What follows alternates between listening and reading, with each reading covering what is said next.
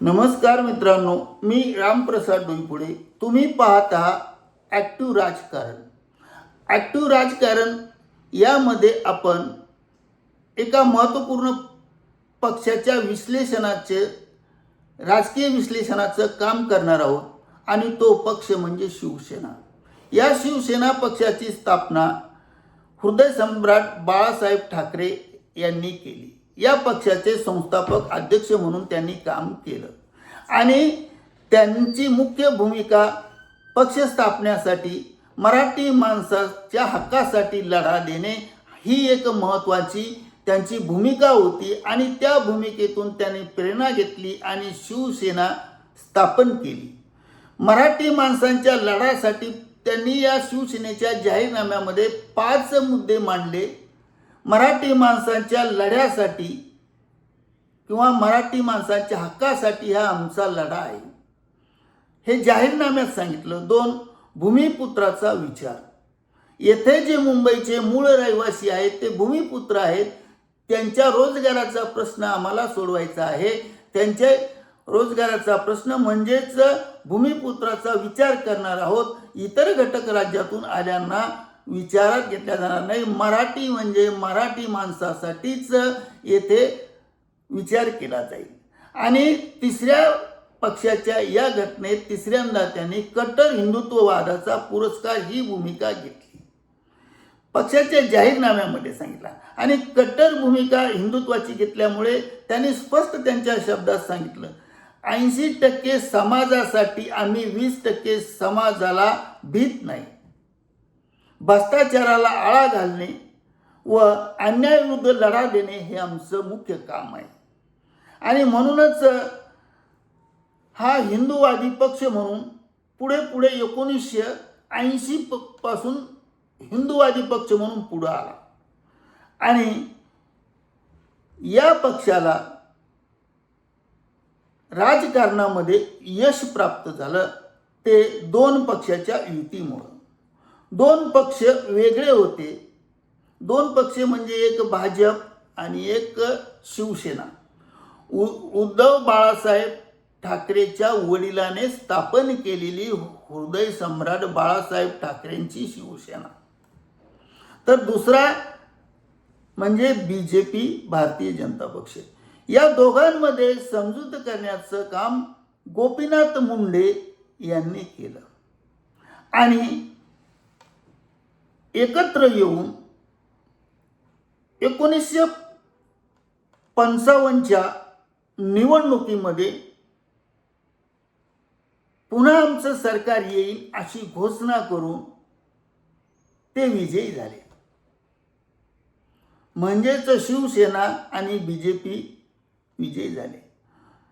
मोठा भाऊ म्हणजे शिवसेना, लहाना भाऊ म्हणजे BJP एकत्र आले आणि पक्षाचं राजकारण जे होतं त्यातून सर्व वाद विवाद संघर्ष मिटून समझोता होऊन सर्व कोणत्याही प्रकारचा वाद न करता शिवसेनेकडे मुख्यमंत्री राहील, भाजपकडे उपमुख्यमंत्री राहील.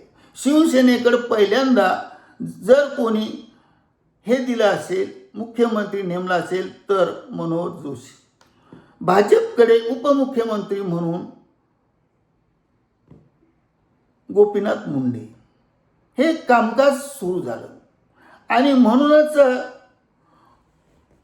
1955 पासून 1999 पर्यंत या सरकारने जबरदस्त शेतकऱ्यांचे प्रश्न, बेरोजगारीचे प्रश्न, उद्योगाचे प्रश्न, मुंबईचे प्रश्न, महाराष्ट्रातील वेगवेगळ्या शहरात असणाऱ्या संपूर्ण प्रश्नाचा अभ्यास करून पक्ष बळकट करून फार मोठं काम केलं. आणि म्हणूनच त्यावेळेस बाळासाहेब ठाकरे यांनी स्पष्ट सांगितले, आमच्या घराण्यातला कोणीही मुख्यमंत्री होणार नाही. आम्हाला घराणेशाही नको आहे. आम्हाला मराठी माणसासाठी लढायचं आहे. मराठी माणसाची मला राजकारणात येत नाही. मी जर मुख्यमंत्री झालो बाळासाहेब ठाकरेंचं मत, तर मला एका विशिष्ट प्रोटोकॉलमधून जावे लागेल. अनेक पत्रकारांच्या मिटिंगेला हजर राहावे लागेल. अनेक फाईल काढावं लागेल.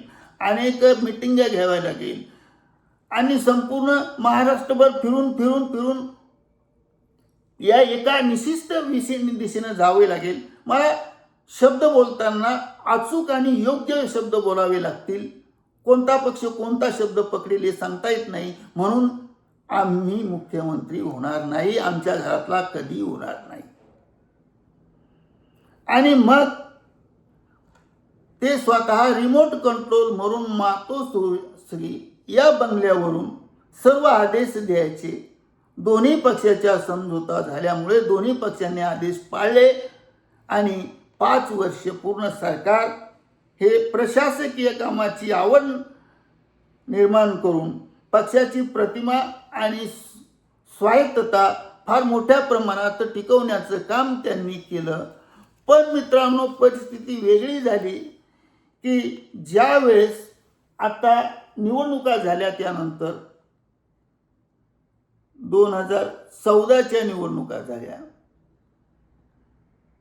तेथे सुद्धा शिवसेना 2014 ते 2018-19 पर्यंत भाजप आणि शिवसेना हे एकत्रच होते. त्यांनी महाराष्ट्रात सत्ता स्थापन केली. पण ज्या वेळेस 2019 मध्ये महाराष्ट्रामध्ये विधानसभेच्या निवडणुका झाल्या, त्यावेळेस जवळजवळ शिवसेनेला 50 आमदार प्राप्त झाले. आणि येथे उपस्थित केला प्रश्न तो उद्धव बाळासाहेब ठाकरे यांनी शिवसेनेतर्फे. काय प्रश्न उपस्थित केला की आम्हाला 2.5 वर्ष मुख्यमंत्री द्या, भाजपचा 2.5 वर्ष ठेवा. प्रथम शिवसेनेचा असेल, नंतर दुसऱ्या वेळेस टर्ममध्ये भाजपचा असेल, म्हणजे 50-50 20-20 सामना सुरू झाला. 20-20 कोण विजयी होईल, कोण हरेल, कोणाची विकेट पडेल हे सांगता येत नव्हतं. आणि मग येथे फाटाफूट होण्यास सुरुवात झाल्यानंतर आपल्याला सत्ता मिळवायची आहे हे एक उद्दिष्ट डोळ्यासमोर ठेवलं. यांची एकजूट ज्यावेळेस फुटली आणि ती फुटली, शिवसेना आणि भाजप एकत्र येत नाही आणि सत्ता स्थापन होत नाही, अशातच एक मुद्दा समोर आला की भल्या सकाळी 8 वाजता देवेंद्र फडणवीस आणि अजितदादा पवार यांनी शपथविधी घेतली. या शपथविधीनंतर प्रत्येकाने असं स्पष्ट सांगितलं की यात आम्ही नाही. म्हणून घडलं कसं? याचा अर्थ शरद पवारच्या भूमिकेमुळे घडलं असावं. परत दबाव आला पक्षावर. राष्ट्रवादी काँग्रेस शरद पवार गटाच्या पक्षाचा दबाव वाढला. त्यामुळे त्यांनी शिवसेना,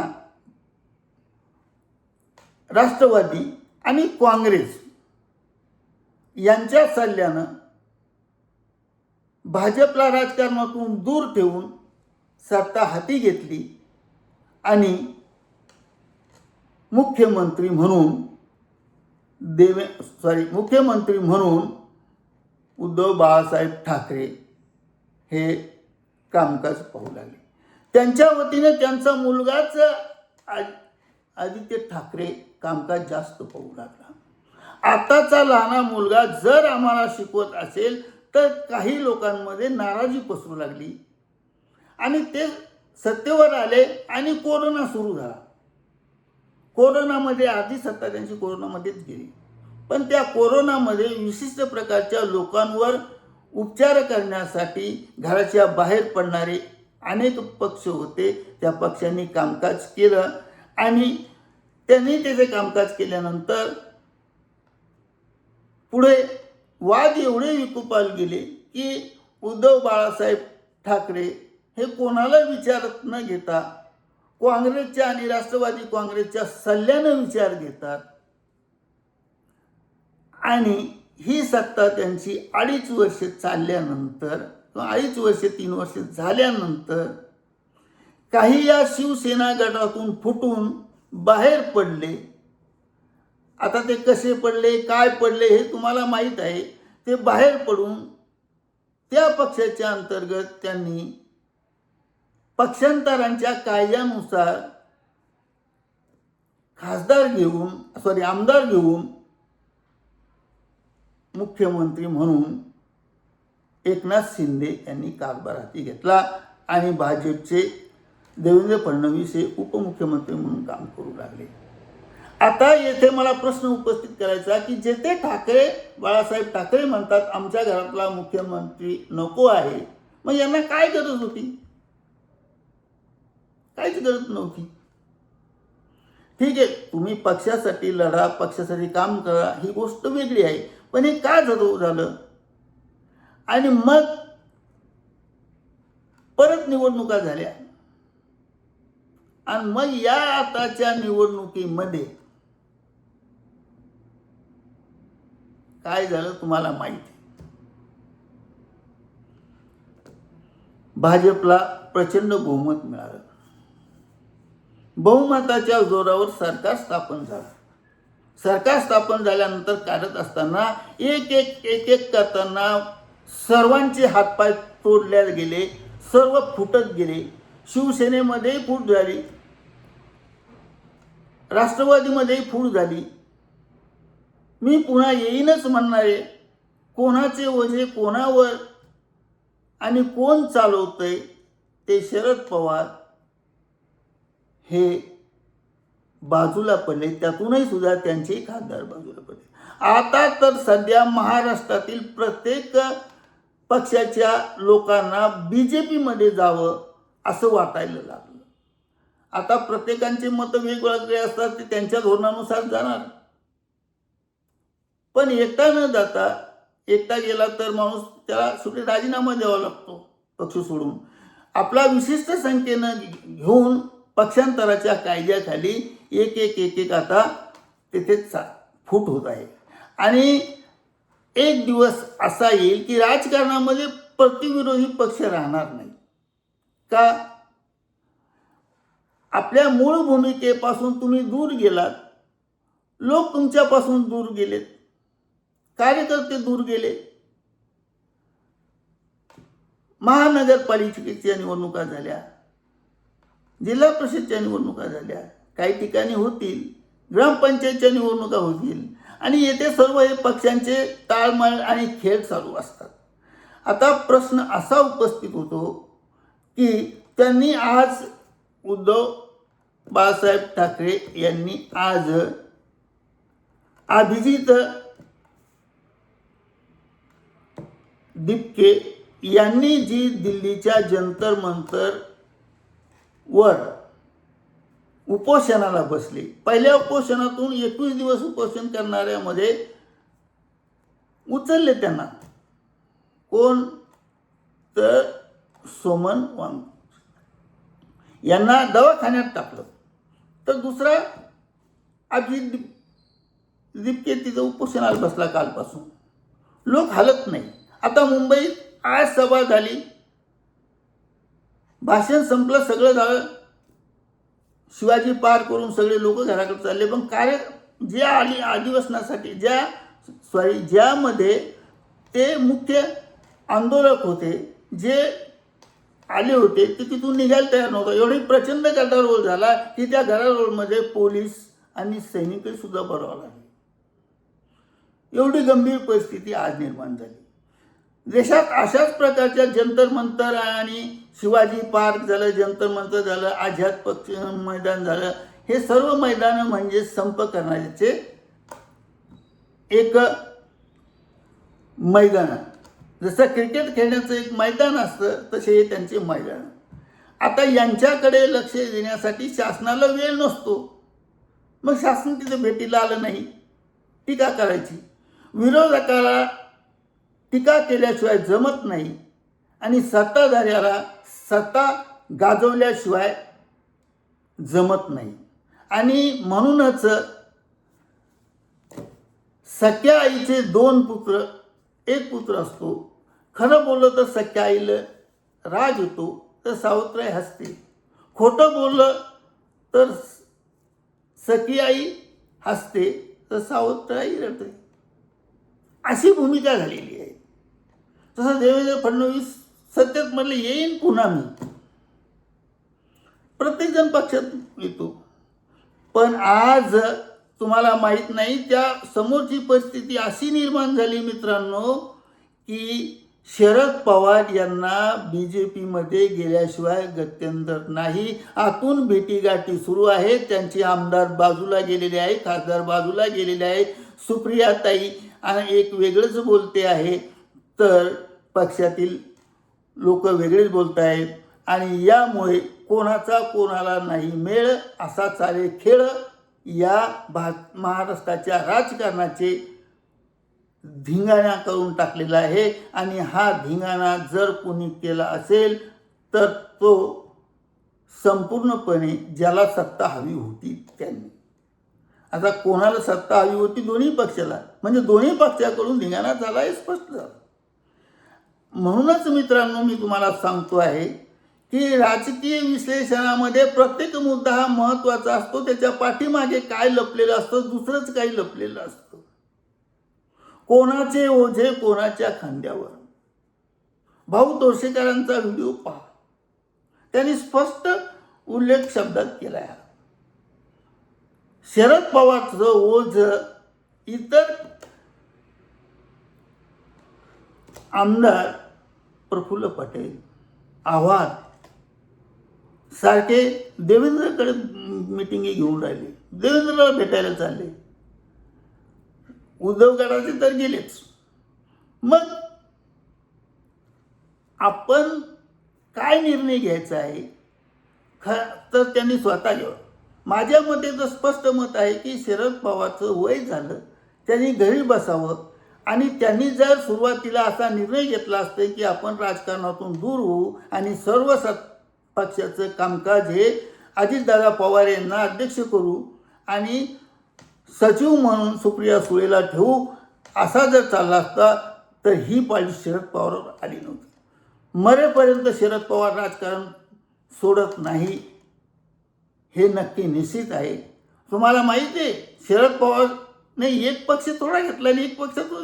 शरद पवारचा पहिला पक्ष तुम्हाला माहीत पाहिजे, तो म्हणजे पुरोगामी लोकशाही दल, ज्याचं चिन्ह खटारा होतं, त्याच्यावर ते उभे राहिले, निवडून आले.